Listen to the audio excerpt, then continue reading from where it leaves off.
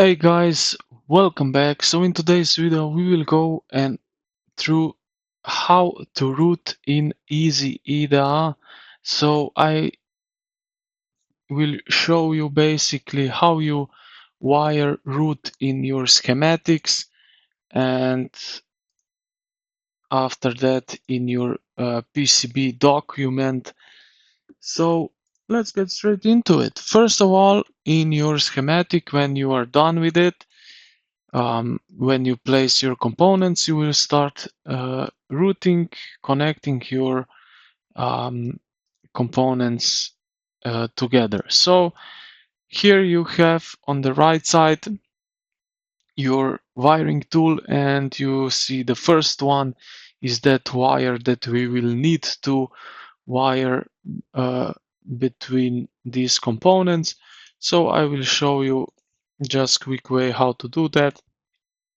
Pretty simple, just click here on wire and go like so to the other component, and from the other side of component to here, and this is how you wire components in EasyEDA.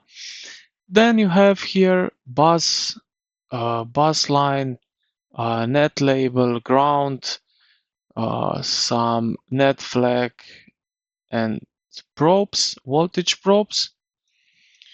This is for schematic. Now in the PCB document we have PCB tool, which is almost the same as on schematic. As you can see here, we have track, pads, vias, text, some arch, um, copper area, solid region, and so on.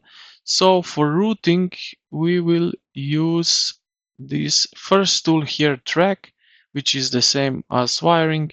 And as you can see, we can now connect as we want. I will not connect that one together, but as you can see, I have already made some connection, and this is something how it will look when you wire together. So this is basically it, how to root in EasyEDA. So I hope this video helped you out. If you did, consider to like and subscribe to the channel. Thank you for watching. Happy New Year, and I will see you in the next one.